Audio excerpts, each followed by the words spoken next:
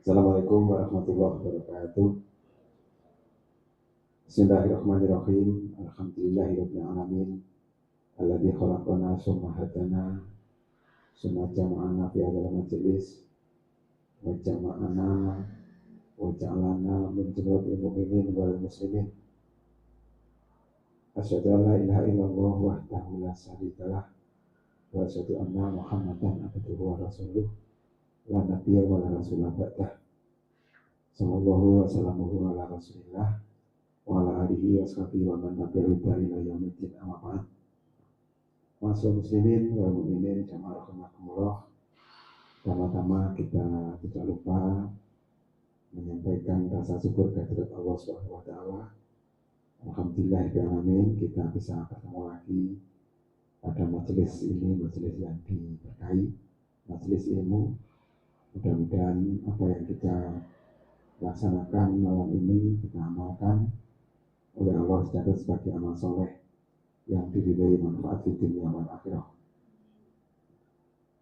Teman-teman semuanya jamaah, malam ini melanjutkan tema Jumat yang lalu ya. Ini temanya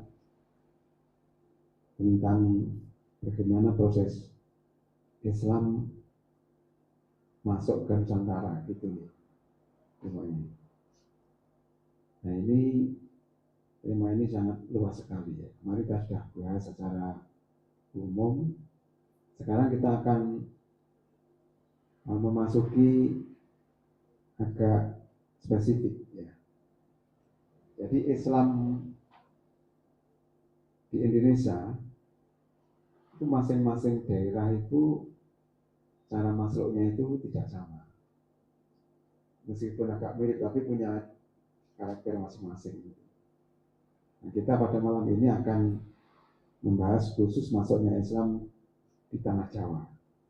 Kemarin Nusantara, sekarang tanah Jawa. Nanti masuknya Islam di Sumatera itu beda dengan di Jawa. Masuknya di Kalimantan dengan Sulawesi juga beda. Nanti teman-teman kalau di tengah-tengah ada yang mau tanyakan, tanya aja langsung gitu ya. Baik. Jadi kalau kita membahas tentang masuknya Islam di Jawa itu, orang pasti tertuju pada satu nama atau istilah yang disebut dengan Wali Songo. Sudah akrab teman-teman ya. Nah itu kita akan bahas itu temanya. Ya, tema Wali Songo. Wali Songo itu siapa? Bagaimana gerakannya? Apa yang menjadi ciri khas gerakan dakwah Wali Songo itu? Gitu ya. Baik, kita mulai dari yang pertama itu, yaitu Wali Songo itu artinya apa? Itu artinya. Ya. Jadi Wali Songo itu dua kata, satu wali, yang kedua songo. Nah, menurut para pakar ahli sejarah, jadi ini ada tiga pengertian tentang Wali Songo. Yang pertama, Wali Songo itu yaitu adanya wali yang jumlahnya 9. Wali itu siapa? Kalau dalam pengertian Al-Quran, wali itu kan orang yang menjadi kekasih Allah atau orang yang dicintai oleh Allah atau orang yang dilindungi oleh Allah, itu wali. Itu pengertian Quran ya. Inna awliya Allahi la khaufun 'alaihim wa lahum yahzanun. Sesungguhnya wali-wali Allah tidak ada rasa takut dan tidak mereka itu bersusah hati ya. Jadi wali itu orang yang dikasih Allah, itu secara bahasa. Jadi dengan kalau dikasih Allah ya wali, gitu ya, bisa disebut wali gitu ya, kalau dikasih Allah. Nah terus kalau songo itu artinya 9, artinya 9. Nah, angka 9 ini itu menurut orang Jawa itu angka yang keramat. Jadi keramat itu apa ya? Keramat itu punya nilai magis itu, gitu anunya. Nah itu bagaimana asal usulnya? Kok wali yang dianggap jumlahnya 9 itu dianggap di angka 9 dianggap keramat? Ternyata ya sebelum Islam masuk, itu orang Jawa itu sudah meluk agama Buddha dan Hindu. Ya. Salah satu kepercayaan orang Hindu gitu. Jadi dunia itu dilindungi oleh 9 dewa, gitu. Ada dewa selatan, dewa utara, dewa timur, dewa barat, dewa barat laut, barat daya, terus timur laut, tenggara. Nah, tengah-tengah itu dewa pusat yang namanya Siwa itu. Itu nanti ada Indra, ada Yama, ada Bayu, ada Kowero, macam-macam dewa-dewa. Itu angka 8 dewa yang melindungi dunia itu. Pusatnya di tengah-tengah yang namanya Dewa Siwa. Gitu. Jadi 9 dewa. Sehingga wali 9 itu strategi dari sebagian ahli dakwah bahwa ketika mengalihkan keyakinan orang Jawa yang sudah terlanjur memutuskan 9 dewa itu kepada 9 orang yang dianggap punya sifat-sifat kedewaan gitu ya. Makanya wali songo itu, pengertian wali songo yang ada di Jawa dengan wali yang ada di Arab itu beda ya. Beda. Kalau di sana wali itu ya orang yang ahli ibadah, yang taat, yang gitu, yang alim gitu ya. Tapi di Jawa tidak. Di Jawa itu wali itu di samping taat, ahli ibadah, orang baik, orang berakhlak bagus, dia punya semacam karomah, namanya khoribul adat. Jadi kalau bicara dia mandi gitu. Jadi misalnya kayak dalam kisah Islamnya Sunan Kalijogo itu, ketika begal ngerampok Sunan Bonang, kemudian yang dirampok itu terompahnya serambanya Sunan Bonang yang ada itu ada emasnya itu. Lalu Sunan Bonang ditanya, apa yang kamu inginkan? Saya ingin sandal yang ada emasnya. Kalau kamu ingin emas, ya itulah emas tuh kan gitu ya. Jadi dia menunjuk, beliaunya itu menunjuk pohon jambe yang sedang berbuah banyak, ditunjuk itu emas tuh. Pohon jambenya itu seketika menjadi emas itu. Begitu. Jadi dia punya daya magis itu. Sakti, mandraguna itu. Termasuk Sunan Kalijogo ketika mengislamkan Adipati Semarang, Sunan Pandang Arang namanya akhirnya dia. Itu ya begitu. Jadi ketika Sunan Kalijogo menyamar sebagai seorang tukang ngarit itu, ya itu merayu supaya Adipati itu mau menjadi muslim, tidak mau karena yang dikejar itu emas. Maka Sunan Kalijogo menunjuk lah, itu kan emas banyak di situ di dalam tanah itu. Lalu Adipati itu menggali itu benar emas. Jadi batu yang banyak di dalam tanah, batu beragam-beragam itu ditunjuk oleh Sunan Kalijogo itu menjadi emas semua. Nah itu kayak punya magis itu ya, wali itu. Nah termasuk wali-wali yang lain ya, itu begitu. Makanya orang Jawa itu takutnya dengan wali itu melebihi takutnya dengan nabi. Kita bicara ya ini, bicara fakta ya. Sehingga kalau dulu orang-orang tua itu kalau nasihati anak supaya bicaranya baik itu tidak langsung bicara. Kalau bicara yang baik-baik jangan sembarangan. Ya nggak begitu. Ojo omong elek, itu enek wali lewat. Gitu. Ya, jangan bicara jelek. Nanti kalau pas kamu bicara jelek, wali lewat, maka perkataanmu itu akan langsung ditunggangi wali mandi gitu, sehingga orang itu kualat gitu maksudnya.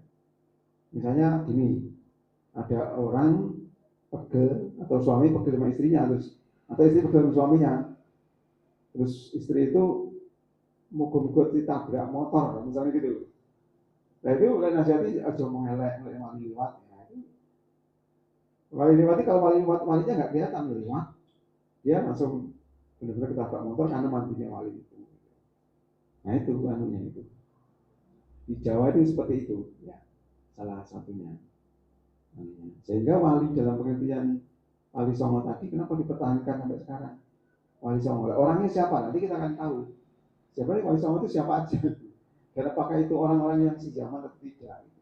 Tapi intinya istilah wali songo itu merujuk pada orang suci yang jumlahnya 9, yang mewakili sifat-sifat kayak kedewaan itu. Orang Jawa seperti itu ya. Sekarang kalau dengan mendengar ceritanya Sunan Joko, Sunan Bonang, Sunan Muria, Sunan Derajat itu begitu. Sehingga makamnya itu, ya, makamnya itu diziarahi karena di makamnya itu masih memiliki apa sifat-sifat yang medis tadi, gitu. Itu Pak dengan datang ke makam-makam para wali itu, orang-orang itu pada kesana tuh minta-minta itu. Karena dianggap itu wali yang di dalam kuburnya itu punya kekuatan medis. Saya sendiri juga begitu dulu waktu diniah di ruang ngaji itu. Waktu mau ujian itu diajak ke Jombang, ke Sunan Mojo Agung. Terus di sana kiai saya mulai sekolah kono nyari ini Kanjeng Sunan. Minta tinggal nopo karena kalau itu mau ujian minta supaya ujian lulus dan nilainya baik gitu. Dan itu sekarang masih ya keyakinan seperti itu masih itu. Jadi orang-orang di arah koalisi awal di situ jalur anunya minta hajatnya gitu. Karena dapat najis. Jadi jangan heran kalau terjadi seperti itu, memang keyakinan seperti itu tidak muncul dengan sendirinya. Kalau pendengar baca Al-Quran, baca hadis, nggak mungkin ada ajaran seperti itu. Nggak ada itu. Tapi itu karena asimilasi, akulturasi, sinkretisme. Jadi orang Jawa itu tidak memisahkan ajaran satu dengan yang lain dengan tegas. Nanti ajaran-ajaran ini diterima terus digodok, diolah jadi satu. Jadi orang baik itu menurut orang Jawa beda dengan orang baik versi misalnya garis fikih yang jelas itu ya. Kalau fikih jelas orang baik itu orang tauhidnya benar ya. Ada unsur syirik, fikih ibadahnya benar, nggak ada unsur bid'ah kan begitu. Tetapi meskipun begitu, kalau dia itu perilaku dalam lingkungan masyarakat dalam jelek, orang dia dianggap jelek itu. Jadi baik pengertian orang Jawa itu orang yang sinkretis itu, yang bisa menyatukan. Ini kita kaji supaya kita tahu psikologi orang Jawa itu. Atau kejadian ada di sekitar kita. Terus yang kedua, di samping pengaruh Hindu tadi, jumlah wali songo itu dikultuskan. Nah, di sebagian ajaran sufisme itu ada 9 tingkatan wali, ya. Jadi di dengan belajar tasawuf itu nanti wali itu ada 9 tingkatan. Ya, ada wali kutub, wali badal, wali nujaba, wali nukoba, wali supaya jumlahnya 9. Ada wali gos gitu ya. Ya. Jadi wali gos itu wali yang menjadi penolong, tukang nolong itu. Gos itu tukang nolong. Kalau wali kutub itu wali yang menjadi pusat dunia. Jadi bagi golongan sufi sekarang ini 9 wali itu masih ada. Kalau dia meninggal diganti wali yang lain. Ada yang jumlahnya 40. Ada wali nujaba itu jumlahnya 40. Yang tinggal di Gua Hiro dan di gua-gua yang ada ditentukan oleh mereka. Wali apa namanya kutub itu wali badal itu jumlahnya 4. Wali yang tinggal di barat, timur, di selatan, utara. Nah, itu wali. Kita belajar tasawuf gitu, jadi kan dengan mengkaji tasawuf dan pelaku pengamal-pengamal thariqah itu, mereka itu pasti memahami tentang adanya wali-wali itu kan. Gitu. Dan wali Ghaus itu salah satu wali yang dijadikan wali silah untuk dimintai tolong. Contohnya siapa nih? Dengan misalnya di Kenduren, terus seperti sekarang ini ya, usung unggahan poso, ya toh? Sampang gue nanti di kuburan atau di kan selamatan harus kirim tahlil. Nah itu nanti waktu ngajatnya itu mesti ila hadrati Nabi Mustafa sallallahu alaihi wasallam wa ila ashabihi Umar Abu Bakar, Umar, Utsman, Ali wa dzurriyyatihi Hasan, Husain, Fatimah wa ila Sultanul Auliya Syekh Abdul Qadir Jailani ya gitu ya. Wa Syekh Naksabandi wa Syekh Subakir sana. Itu dianggap wali-wali yang punya ghaus tadi bisa menyelamatkan. Sehingga waktu saya dulu belajar pencak Jawa Widor itu oleh guru pencak saya dikasih amalan iki awakmu bermanggil pada bar subuh kok wajak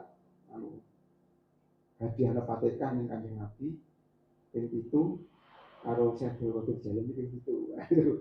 Nanti terus bacaan ini nanti kamu akan jotos wong itu si jotos itu kan enggak terasa. Jadi misalnya saya mukul sih tak jotos sih enggak tahu. Sehingga dia enggak sempat bilang, enggak sempat nadai itu loh. Nah itu untuk pencak di bulan itu wiridnya hadrah Fatihah kepada Syekh Abdul Qadir Jailani. Nah itu ya itu memang kalau di saya gitu kalau tapi ini pengaruh orang Jawa itu ya, pengaruh orang Jawa itu nggak bisa minta pangeran langsung, kamu itu lantarannya wali wong sing suci ya itu. Salah satunya Syekh Qadir Jailani tadi. Maka Syekh Qadir Jailani itu di Jawa sangat dihormati. Ya. Nah mereka tidak menyebarkan Islam itu ya melalui itu dongeng-dongeng cerita itu. Sehingga orang-orang itu yang abangan-abangan nggak mau mandinya setiap suro itu jadi muslimnya melalui cincin itu pelan-pelan itu juga. Ya. Nah, itu wali songo dalam pengertian pertama ya. Kemudian pengertian yang kedua itu ada yang mengatakan menurut Profesor Dr. Kiai Haji Raden Muhammad Adnan ya, dalam kitabnya bukunya Wali Songo Antara Legenda dan Fakta Sejarah itu. Jadi Wali Songo itu aslinya menurut dia ya, itu bukan Wali Songo ya, tapi Wali Sana. Wali Sana. Sana itu bahasa Arab artinya Saniun. Sana artinya mulia. Ya. Jadi Wali Songo itu yaitu orang yang terpuji, jadi orang yang terpuji, mesti gitu namanya itu. Sehingga disebut wali songo itu wali sono sebetulnya itu bukan wali 9. Itu masuk orang-orang yang terpuji karena keagamaannya dan akhlaknya. Jadi di dalam terminologi orang Jawa ya, itu orang baik itu harus memiliki dua perilaku ya. Satu ilmu pakai alif ya. Ilmu. Yang dua ngilmu gitu. Ilmu itu pengetahuan agama yang tinggi. Yang kedua itu ngilmu. Nah ngilmu itu laku begitu. Jadi orang meskipun ahli agama, misalnya dia ahli tafsir, ahli hadis, ahli fikih macam-macam. Tetapi kalau orang itu lakunya, amaliyahnya itu tidak mumpuni itu oleh orang Jawa belum dianggap sebagai orang yang tinggi derajatnya.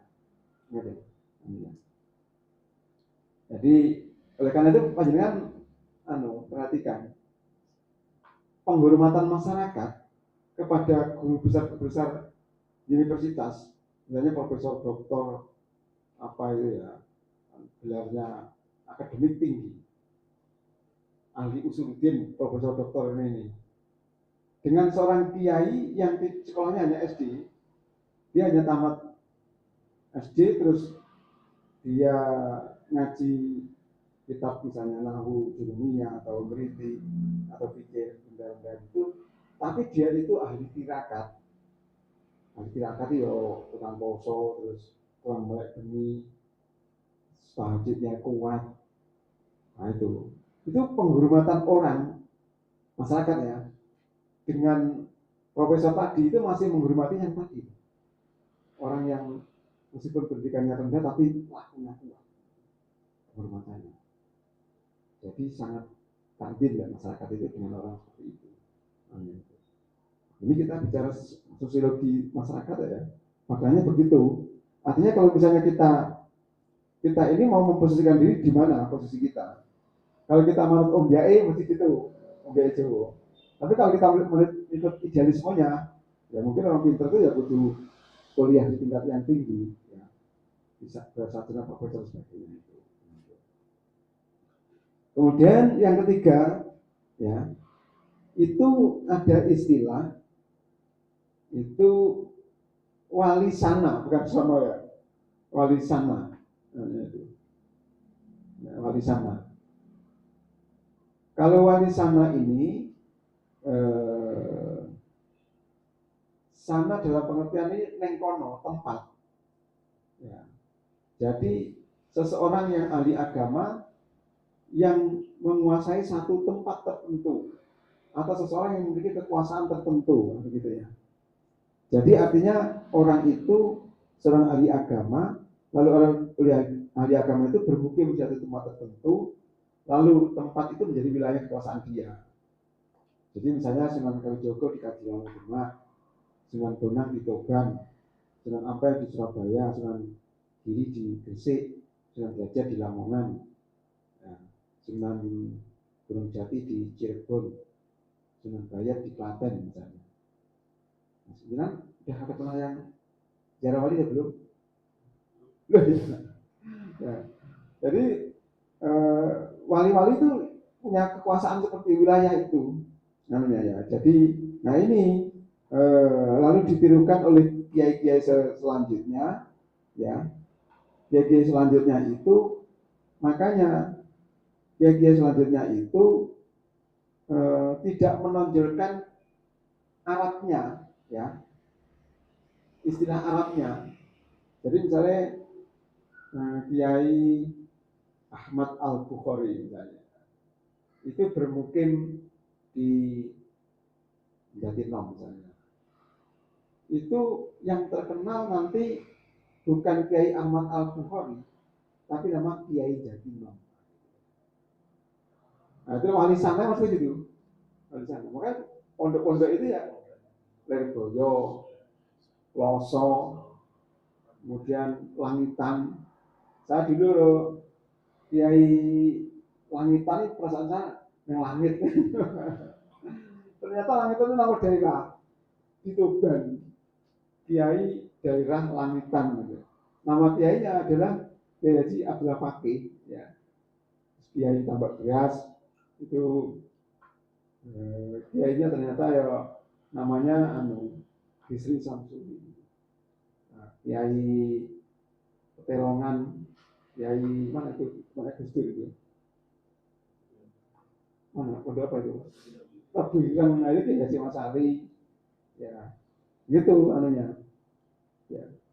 Jadi wali itu adalah orang alim yang menguasai wilayah.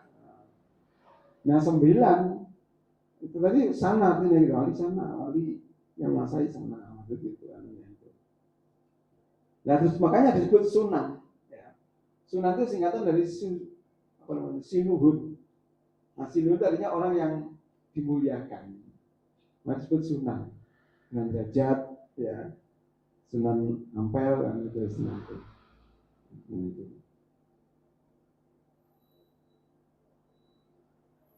Nah, kemudian sekarang berikutnya ya, 9 wali itu, ya, apakah 9 wali itu seperti yang selama ini kita dengar itu? Kalau yang kita dengar Sunan Muhammad Ibrahim yang paling tua, kan itu loh, Sunan Ampel. Kemudian Sunan Ampel ini punya anak Sunan Derajat. Kemudian Sunan Kalijogo punya anak Sunan Muria, kan gitu ya. Kemudian Sunan Kudus, nah, kemudian Sunan Gunung Jati, terus Sunan Giri, ya, apa jumlahnya? Nah, ternyata gini ya, ada versi nama-nama wali ya. Menurut kitab Wali Sana, di antara anggota Wali Sana yang berjumlah 9 ya, itu 1 Sunan Ampel, 2 Sunan Gunung Jati, 3 Sunan Mudung, Sunan Giri, Sunan Maktum Ibrahim, Sunan Alim di Mojo Agung, Sunan Mahmud, ya, di Derajat, dan Sunan Kali. Nah, itu 3 dilang. Ya. Kemudian menurut Babat Tanah Jawi, jadi kita dari mana teman orang-orang mendengar cerita tentang Wali Songo itu dari mana sumbernya? Dari Babat Tanah Jawi ya.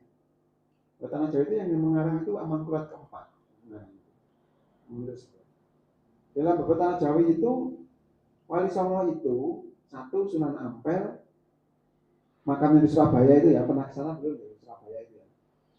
Jadi makamnya di belakang Masjid Ampel itu. 2 Sunan Bonang di Tuban, 3 Sunan Giri, 4 Sunan Gunung Jati, 5 Sunan Kalijogo, 6 Sunan Derajat, 7 Sunan Mudung, 8 Sunan Muria, 9 Maulana Malik Ibrahim. Kemudian dalam Babat Cirebon, beda lagi Sunan Wali Songo itu. Dalam Babat Cirebon, Wali Songo itu Sunan Bonang, Sunan Giri Gajah, Sunan Kudus, Sunan Kalijogo, Syekh Mojo Agung, Maulana Maghribi, Syekh Bentong, Syekh Lemah Abang. Tadinya enggak sama. Syekh Lemah Abang itu Syekh Siti Jenar.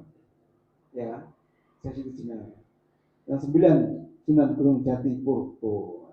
Itu nama-nama wali ya, itu. Nah, kemudian dalam versi lain ini enggak sama, versi macam-macam karena masing-masing sumber itu enggak sama ya. Jadi Wali Songo itu siapa aja? Raden Rahmat Sunan Ampel ya, Raden Paku Sunan Giri, Raden Maktum Ibrahim Sunan Bonang, Raden Qasim Sunan Derajat, Raden Alim Abu Hurairah, Sunan Mojo Agung, kemudian Usman Haji Sunan Mudung, Syarif Hidayatullah Sunan Gunung Jati, Raden Syahid Sunan Kalijogo, Syekh Datuk Abdul Malik bergelar Syekh Lemah Abang atau Syekh Siti Jenar.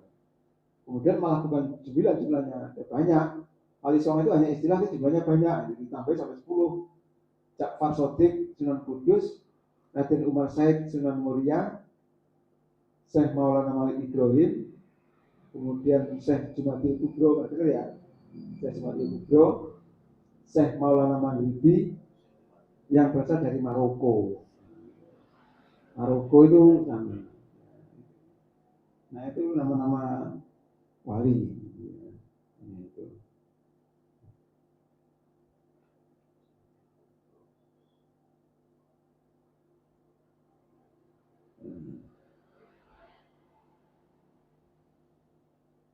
Sampai di sini pemahaman tentang Wali Songo kira-kira ya, bisa digambarkan ya. Jadi Wali Songo itu ada menyebut Wali Songo itu semacam majelis juga ada. Jadi majelis ahlul hali wal akdi. Jadi masjid kayak di Indonesia, masjid Permukaan Rakyat itu jumlahnya bukan hanya 9, jumlahnya banyak isinya. Majelis inilah yang mengabsahkan kedudukan Raden Patah sebagai Sultan Demak Bintoro. Itu. Jadi Raden Patah itu dijadikan sultan itu yang melegakan, mengesahkan Wali Songo itu. Gitu. Kalau di dalam Hindu ya para pendeta Brahmana itu. Ada menyebut seperti itu. Nah sekarang yang kedua, ya, itu. Setelah kita paham apa namanya Wali Songo itu gerakannya ya, gerakan dakwahnya Wali Songo, ya, gerakan dakwahnya Wali Songo itu seperti apa, ya, gerakan dakwahnya itu. Jadi konsep Wali Songo itu menggunakan ayat Al-Quran, ya, itu ud'u ila sabili rabbika bil hikmah wal mau'izah hasanah. Ajaklah menuju jalan Tuhanmu dengan hikmah dan tutur kata yang baik. Maksudnya gitu ya, konsepnya seperti itu. Nah, tutur kata yang baik itu, ya, itu dilewatkan apa itu ajaran sufi, ajaran tasawuf itu. Ajaran tasawuf itu salah satu cara yang digunakan oleh Wali Songo dalam berdakwah. Gitu ya. Nah, salah satu konsep ajaran apa itu Wali Songo itu, ya, itu mereka itu beliau-beliau itu dalam menulis sastra-sastra gending-gending itu. Jadi misalnya tembang, kidung, syair, hikayat dan seterusnya itu. Kemudian ada yang tahu gending-gending mau gending-gending. Jadi ada Dendang Gulo, ada Pangkur, ada Mas Kumambang, ada Megatruh, ada Sinom. Nah itu ya. Itu syair-syair untuk dakwah Islam ya, yang digunakan oleh para wali itu dalam berdakwah ya.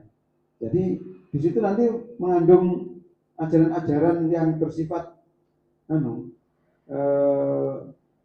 apa namanya kiasan-kiasan itu. Jadi begini, karena karakter orang Jawa itu apa namanya tidak mau terus terang. Kadang-kadang orang Jawa itu kalau diterus terangi tersinggung, benar ya? Ini karakter ya.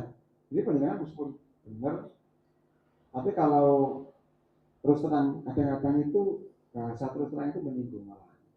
Nah dia maunya orang Jawa itu biasanya kalau apa menasihati orang itu pakai sindiran-sindiran gitu ya, pakai bahasa-bahasa yang tidak langsung gitu caranya. Maka orang Jawa itu begitu namanya, maka pakai biasa-biasa. Kalau di misalnya apa namanya titik mati neng lumbung, ini nanti titik keluwen neng lumbung atau titik mati neng lumbung. Artinya apa? Artinya titik keluwen atau titik mati neng lumbung. Wayai titik tidak neng lumbung walet, nanti kok malah mati. Sebabnya apa? Sebabnya PTE buatan purun makan parin ya, makan eman. Nah itu simbol wong sugih sing cetil. Wong sugih cetil ini pitik mati nang lumbung, Jawa makanya begitu. Ya. Jadi ada beberapa syair-syair, suluk-suluk yang digubah oleh para wali. Ya. Itu macam-macam jenisnya suluk ini bisa dengan ada syair makrifat, ada suluk Syekh Maloyo, suluk Linglung, suluk Malang Sumirang, suluk Lebe Lontang, suluk Jalmo Luwe, suluk Sujina, suluk Sukarso, serat Dewaruci, serat Cebolek, serat Wirid, serat Jati Murni, serat Nitimani, serat Centini, suluk Sukmololono, ada ya. Nah ini isinya adalah dakwah slonya. Kitab apa namanya biografi Muhammad namanya Suluk Ambio, katanya Suluk Ambio. Nah, kemudian apalagi selain model suluk ya, ini jadi orang Jawa itu orang yang suka berbalas budi ya. Balas budi, terus apa namanya, juga orang yang suka berderma. Nah, itu diwujudkan salah satunya. Nah, dulu di agama Hindu, orang itu kalau pengen selamat itu disuruh sedekah. Sedekah itu jenenge srodo dalam agama Hindu. Nah, lalu ketika oleh para wali dimasuki nilai-nilai Islam, ya, itu maka istilah itu menjadi nyadran. Nyadran jadi sedekah sini. Sedekah yang diberikan kepada apa namanya orang, tujuannya supaya leluhur yang meninggal itu selamat. Sing asli ngoten asli. Ya. Terus bales sing sedekah itu menjadi selamat. Jadi ngono asal usulnya nyadran itu so ibu. Asal usulnya srodo. Srodo ini sedekah atau meruat. Nanti kita ngomong meruat. Ya, meruat. Jadi kayak suro apa itu kan meruat. Ini dari perapatan selamatan kunjungan nanti meruat. Itu anunya. Terus ngirim donga leluhur. Ngirim donga leluhur itu ya tadi sedekah supaya dengan sedekah itu selamat. Nah, itu Mas B. Jadi intinya di Islam ada sedekah kan, sedekah itu dapul balak, menolak balak gitu. Maka apa cara sedekah supaya balak wong sing wis mati iki mboten kenging, mesti enggak masuk neraka. Sedekah ono. Akhirnya selamati itu telung dinan, pitung dinan, 30 dinan, 100 dino, pendak siji, pendak loro, pendak telu, sewon. Ngiling-ngiling itu ya terusnya itu ajaran Hindu tapi diislamisasikan oleh para wali itu. Nah itu cara-caranya dakwah, termasuk melalui kesenian ya. Melalui kesenian itu dengan mengubah wayang. Wayang kulit itu munculnya kapan? Wayang kulit itu munculnya pada zaman Wali Songo. Sebelum Wali Songo itu wayang sudah ada di Jawa itu. Bahkan Jawa itu sudah 2000 tahun sebelum masa itu di Jawa itu sudah ada wayang. Nah waktu itu bentuknya nggak seperti ini. Jadi wayang terakhir sebelum wayang kulit itu namanya wayang beber ya. Wayang beber itu kain panjang, terus di situ dilukis. Misalnya lakon Gatot Kaca Soyo, gitu. Pernikahan Gatot Kaca itu di situ dilukis gambar pernikahan Gatot Kaca dan proses macam-macam. Panjang mulai dari lamaran terus pesta pernikahan terus gangguan itu gambar terus digulung.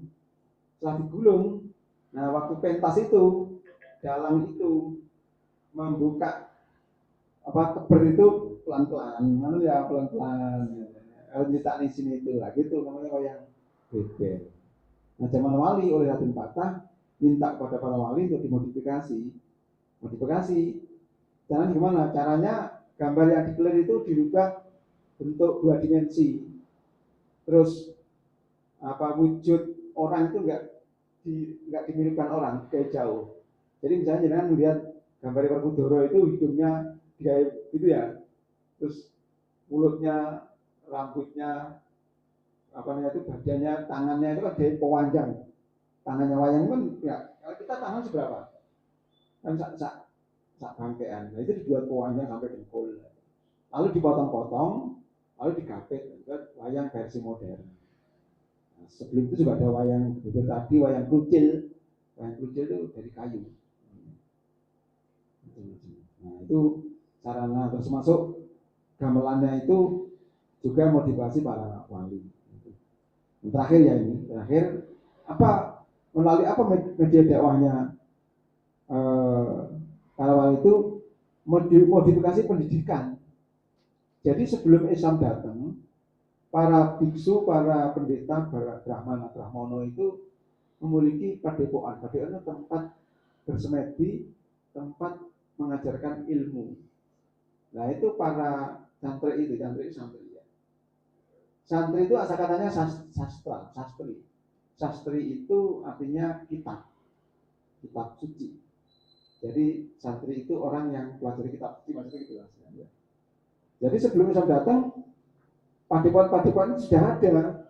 Orang Hindu itu sudah mengajarkan ajaran agamanya padepokan itu. Misalnya kalau di wayang itu Durno padepokan Sukolimo, kemudian Bismo di padepokan Talkondo, terus Abioso di Bukit Ratau. Itu nanti para santri itu, para cantrik itu melayani pendeta yang suka golek ilmu. Dia tidak pulang.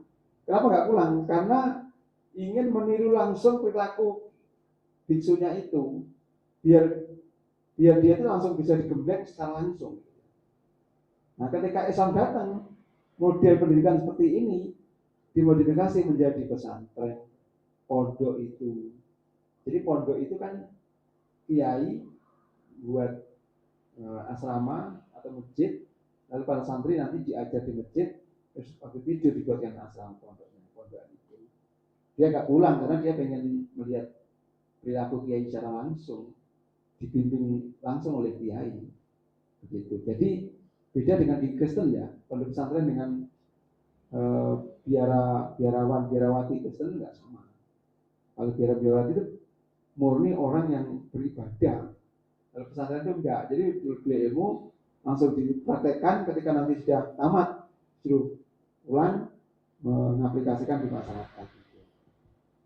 Nah, pendidikan pesantren ini yang paling efektif menyebarkan Islam. Pesantren itu. Coba ini yang kiai-kiai itu dari mana itu? Yang dari pesantren. Mereka itu yang terjun langsung di masyarakat. Ya, meskipun kayak guru-guru besar dan sebagainya itu apa bisa terjun langsung di masyarakat? Yang sehari-hari bergumul dengan masyarakat ya, pasaran bayi, orang mati, ada orang sakit, ada para kiai itu yang punya pengaruh langsung di masyarakat itu dalam mendakwakan Islam. Itu peran pesantren itu sangat besar di situ uangnya. Nah, gitu ya. Nah, itulah kira-kira model penyebaran agama Islam di tanah Jawa yang akhirnya ternyata efektif ya. Jadi Jawa itu akhirnya hampir semuanya masuk Islam dengan model seperti itu. Gitu. Mungkin itu yang bisa kami bahas. Ada yang mau tanyakan? Ya. Apa? Kakang kawah hari-hari. Ya. Maksudnya itu bahasa Jawa tapi model keyakinannya itu warisan Hindu. Kakang kawah hari-hari itu ya. Ya itu masih Hindu. Itu ya akulturasi, aku mulai asimilasi sinkretisme Hindu Islam itu. Jadi ulama hari-hari itu di Hindu kan batur sing orang bayi sebelum lahir ke dunia itu kan makanannya dari hari-hari itu, yang punya jasa pada itu. Orang Hindu itu dianggap kembarani. Karena itu kembarani bayi itu itu kok upeni, itu kok mulia nih, jangan nggak dia sama sama batur bayi ya begitu, hari-hari harus kondem gitu. Iya loh. Karena juga pengaruh gitu. Tidak ini. Ada lagi?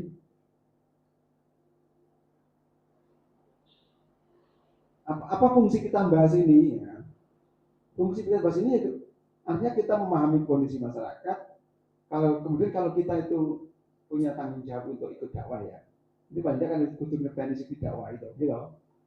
Jangan kita semangat dakwah tapi caranya dakwah nggak memahami kondisi masyarakat, ditembaki dahdir laju gitu, samain laju gitu. Wah, sampai galak-galak kan nggak ada laju gitu ya. Karena nggak ngerti ya gitu. Saya kira saja. Terima kasih. Assalamualaikum warahmatullahi wabarakatuh.